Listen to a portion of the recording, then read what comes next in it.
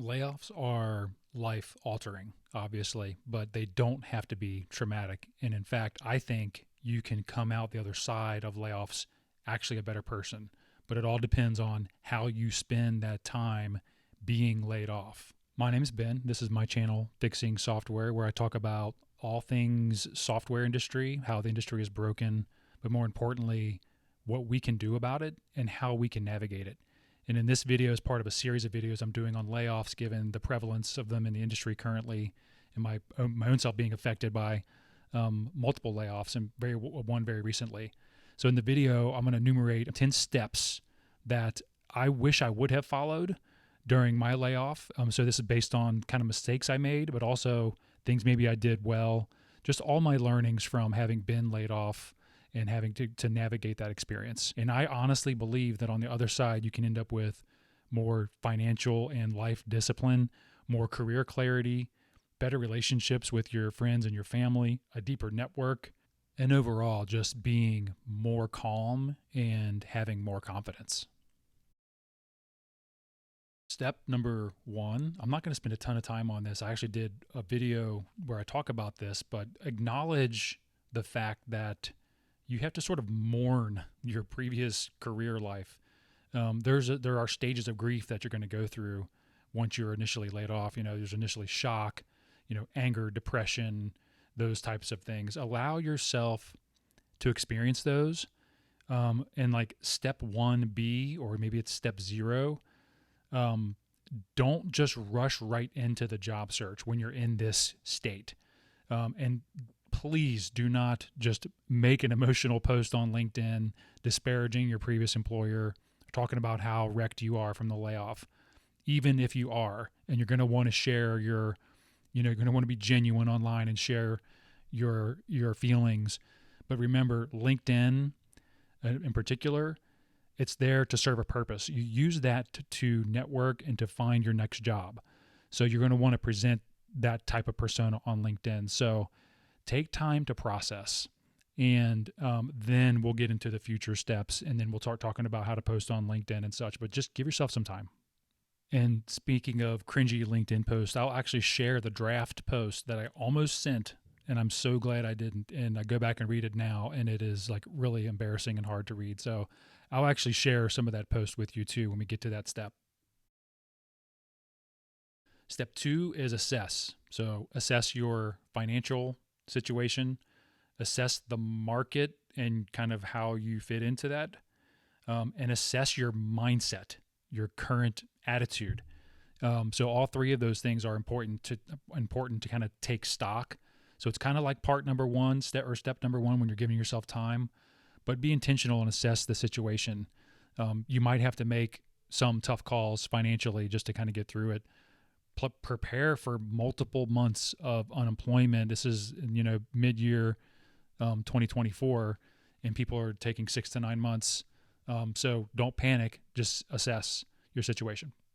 When it comes to assessing your mindset and your attitude, that's really something you should continue to evaluate through this whole process. And you might find that if you really kind of be introspective, you're gonna see some bitterness. You might really be pissed off at your previous employer because you were the better employee. How could you get laid off and this other person not get laid off? So you need to constantly be assessing your current state of mind, because whatever state of mind you have, you're going to bring that to your job search. You're going to bring it to how you're showing up online. You're going to bring it to your interviews.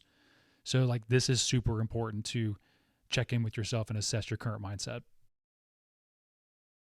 So step 3, this one is maybe a little circumstantial, but I highly recommend, if it was an amicable parting, meaning you were truly laid off, not for performance reasons, or there wasn't some, bridge burning type of experience. Once you have calmed down some, reach out to your boss and your previous coworkers, but especially your boss who you worked with at the time of layoff. They can be a huge advocate for you, and they actually were for me. As a matter of fact, my boss from when I was laid off actually got me an interview at another company and was a reference for a few other job applications. So reach out to them, Basically, it's kind of like, "Hey, we're still friends" type of a message. Just say, "Hey, there's no hard feelings. I enjoyed working with you. Hopefully, in the future, would you mind being a reference for me? Do you have any, just it's okay to ask for those types of things. If you did a decent job, they're gonna really want to help you out in most cases. The same thing with your other coworkers who are still at the company. They can be, great source of networking. So some of it is a little bit, you have to swallow your pride some, but make sure you're coming with a genuine kind of a gratitude for that time that you spent with them.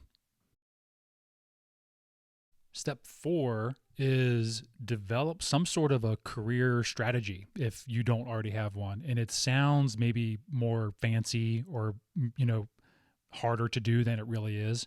All I really mean by career strategy is, what do you really see in your career longer term? For me, I had kind of already been thinking about starting a side business, kind of wanting to escape the 9 to 5 type of a grind situation. And so when I was laid off, I took that opportunity to kind of think through, well, I have a little bit of time. What can I start to spin up? And that's when I had, a career coach actually who nudged me into, hey, what you've talked about, you like presenting. What do you think about starting a YouTube channel? And then maybe that could turn into something. And so that's part of what nudged me to start the channel. But for you, it could be anything. It could just be, I love being a product manager. I just want to be the best product manager I can be. And that is your strategy, is to continually level up as a PM. It could be you want to escape, you want to start a side business.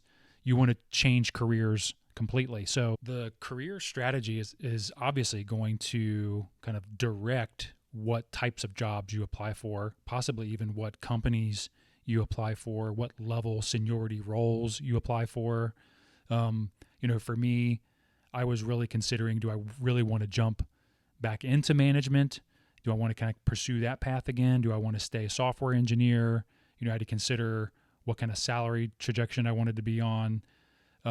Because my overall strategy was to still have time and energy to, to spend on the channel, because that was another passion project I was spinning up that I wanted to be part of my strategy. That I wanted to do something that left me with some energy left at the end of the day. And what I realized was I'm kind of more in alignment with these engineering manager type positions. So that's what I decided to pursue. Step 5 in this process is where I'm finally suggesting you actually update your resume and your profile. And I think the previous steps are important to do first so that you have a lot of clarity on your career strategy. You're in a good headspace. You're not just kind of rushing. But just a couple notes on, like, one on the resume, make sure that it's readable by the AIs. I used a tool called simplify.jobs, and you put all your resume information in there, and it automatically will generate a file that has all the sections that, like, the automated tracking systems can read in. So give yourself at least a little bit of an advantage. Don't worry about having some fancy resume formatting. You can have a separate resume that has a nice design, has your branding if that's important, but make sure you have that ATS readable resume. The other point I'll make, and I kind of wanted to pull up my resume here, is in each of your bullet points, try to put the impact that you had. And this was a super annoying piece of advice that I kept getting over and over, and I didn't want to make something up. And so, I'll give you an example here. I'm a software engineer. So here's one bullet point. Wrote unit tests in React and Python. Okay, that's a bullet point. Okay, so that's kind of like a task description, right? That doesn't necessarily show that I know the value of doing those things.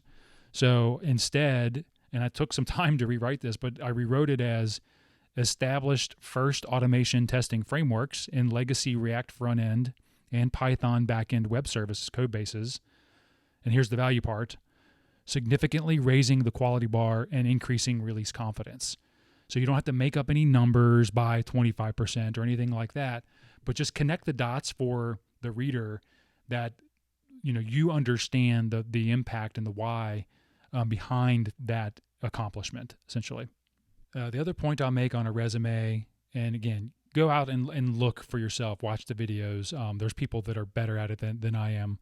But make sure you have a really solid summary and then your initial tech skills sections, because remember, you have like 10 seconds, like 7 or 10 seconds of a human actually reading through this, if you can even get to a human in the first place right now.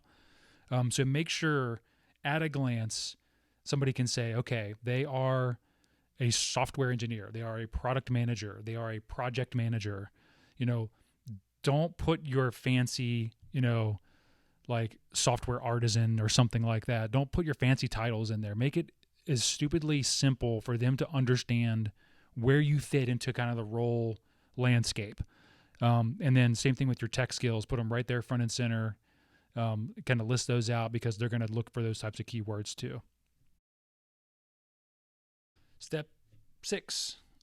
This is when I also recommend, again, once you get through the previous steps and you have a kind of a direction and you're in a more calm state of mind, make that initial LinkedIn post that says, I'm open for work. So you're in a point where you can kind of swallow your pride some, and you're not going to make some embarrassingly cringy, emotional, I need a job post, kind of like the one that I was about this close to sending. And it's cringy just thinking about this now, but I'm going to read you a couple of snippets here. Remember, I wrote this post like 4 days after I was laid off. And luckily I was in a Discord group where they talked me down from posting this. And it was so long, and I'm complaining about the industry, Section 174 tax code, scaled agile framework, the Fed's zero interest rate policy, AI. I'm kind of enumerating all the problems. And then I basically just destroy myself in this post. I often chose poorly, taking big risks in my career with major role changes. I lacked conviction, not knowing what I wanted to be when I grew up. I was naive, placing trust in the hopes and dreams of others, making emotional decisions. I lacked confidence, avoiding conflict to keep the peace. I was misguided, placing the burden of life satisfaction on my profession.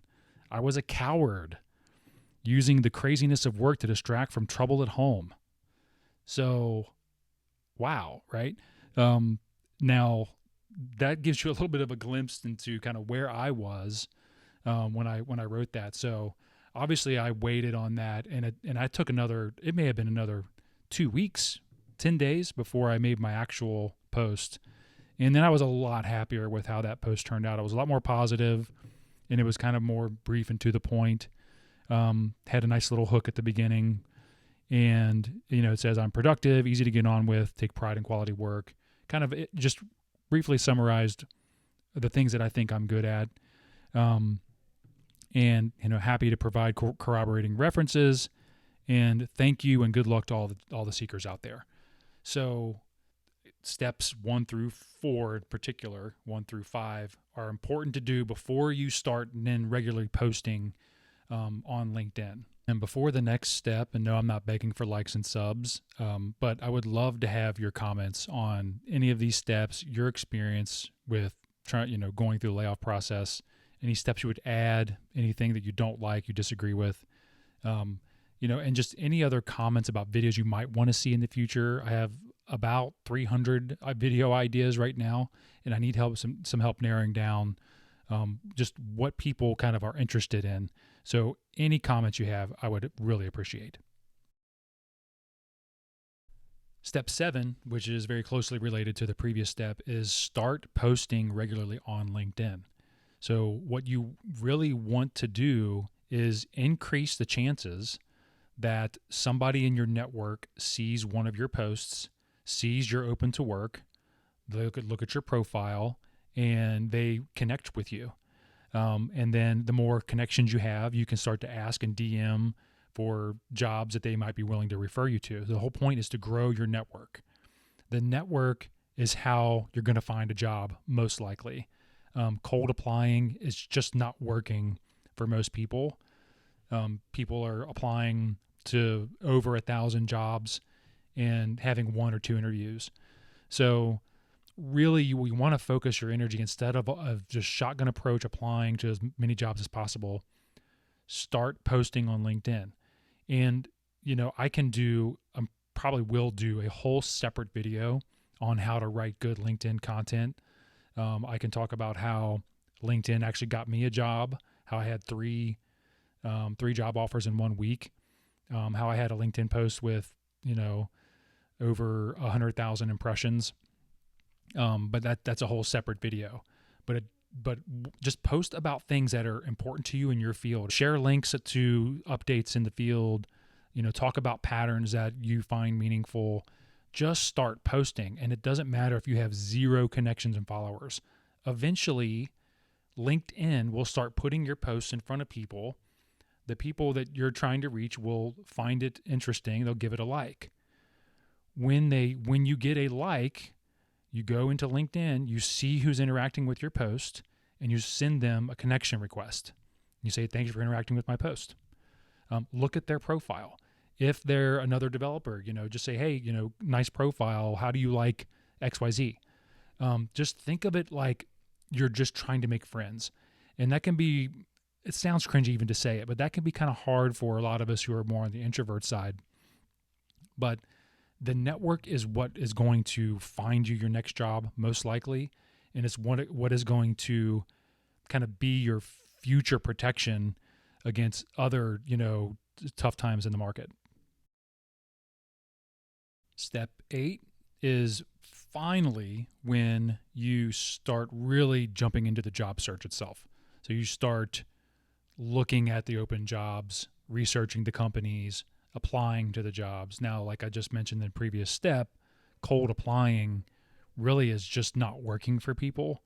You really do best if you have connections and you can get connected to somebody. I cold applied to, I think, about 50 jobs, and these were well researched. I wrote custom cover letters, and I looked up. So for each one of those jobs, I looked up somebody at the job. I tried to find someone to connect with there. And it turns out people don't really respond to just random spam from some desperate job seeker. So I personally didn't have a ton of luck just cold applying. And that was where step 7, I feel like, is the more important way. However, I did learn a ton about what I actually was looking for, and the kinds of jobs that were out there. So I do recommend still, look at the job boards, throw your application in the mix. It'll help you kind of refine your resume, and just really dig into the search. 2 more left. So step 9 is to develop a secondary skill set. And I have another video about the hard truths about tech jobs. And this is, confronting some maybe unpleasant things that are happening in the job market and in the world, but that are just a reality. Really kind of drove me to want to diversify my skill set. So I'm not putting kind of all of my future well-being, my family's well-being, into the hands of a single company.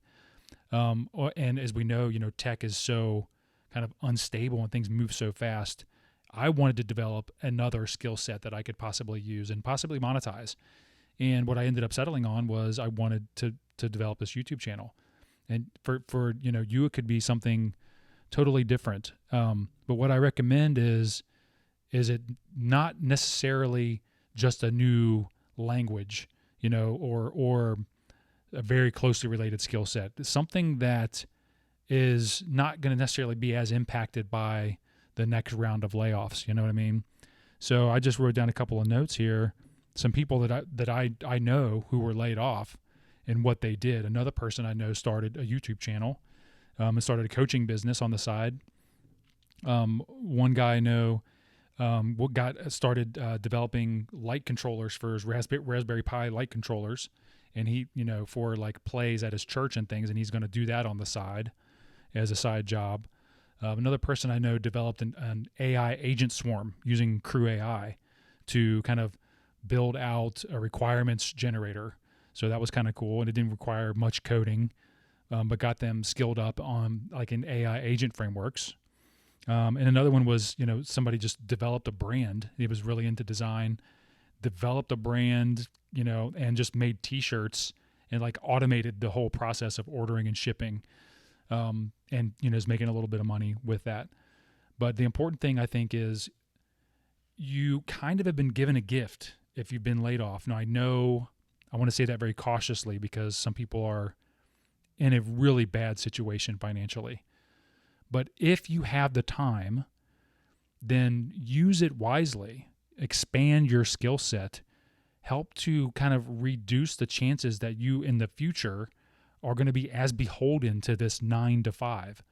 And so, that's what really motivated me to kind of branch out and kind of do the channel. And what I've found is I really enjoy making content, and it doesn't really feel like work. It really does feel more like a hobby, and hopefully I'm helping people, and hopefully maybe someday I'll figure out how to monetize it. And finally, step 10, and this will be just a real quick one, and it sounds really obvious, but have some sort of routine. After the first few weeks, I was so fried. I couldn't think. I couldn't sleep though. It was one of those situations, and I realized that I spent so much time just searching for jobs, endlessly scrolling, trying different search terms, endlessly tweaking my resume and my profile, writing all these custom cover letters. And I just really, really burned out. And then eventually I realized that I needed to treat it more like I would a job, where you have work-life balance. So you have certain times of the day where you're focusing on your job. And when you're laid off, your job is finding another job, or developing your secondary skill set. So carve out chunks of the time to look for jobs and to work on your resume, and then be done. Just be done. That extra 2 hours or 4 hours isn't going to matter if you're too fried to even have an interview. So just have some sort of a routine. Treat it more like a job. Take weekends off, or predominantly off, or just work on your hobby or your side thing. And you'll just find. I mean, I don't know what you'll find. I know what I found was I was just able to be a lot more effective. And then when I did get the interviews, and you will get the interviews, I was just really energetic and really fired up and ready to go. Thanks for getting this far. Again, leave me some comments if there's anything that you would like to see me cover in the future, or if you have any comments on the video specifically. And just remember, just because software is broken doesn't mean that we have to be. Thank you very much.